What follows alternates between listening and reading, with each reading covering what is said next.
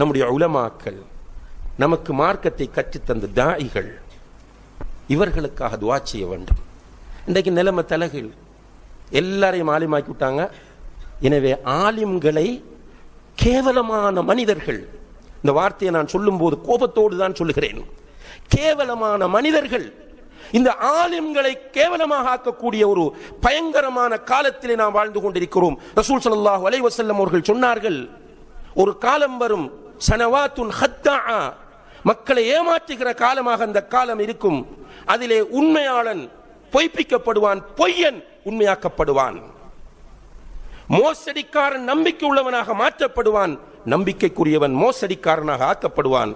அந்த காலத்தில் யந்திகு ருவைபிதா, சமூகத்தில் கேவலமானவர்கள் எல்லாம் பெரிய விஷயங்கள் பேச ஆரம்பிப்பார்கள் என்று சொன்னார்கள். இன்றைக்கு பார்க்கிறோம், குடிகாரன், மனைவியை கொடுமைப்படுத்துகிறவன், பெற்றோரை நோவினை செய்கிறவன், அண்டை வீட்டாருக்கு தொல்லை கொடுக்கக்கூடியவன், கொடுத்த கடனை திருப்பி கொடுக்காதவன், பொய் சொல்லி வியாபாரம் செய்யக்கூடியவன், வட்டியிலே மூழ்கி இருப்பவன், அநியாயம் செய்யக்கூடியவர்கள் எல்லாம் இன்று உலமாக்களை கேவலப்படுத்துவதையும் உலமாக்களுடைய ஹலாலான அவர்களுடைய மாமிசத்தை சாப்பிட்டு டேமேஜ் பண்ணுவதை நாம் பார்க்கிறோம்.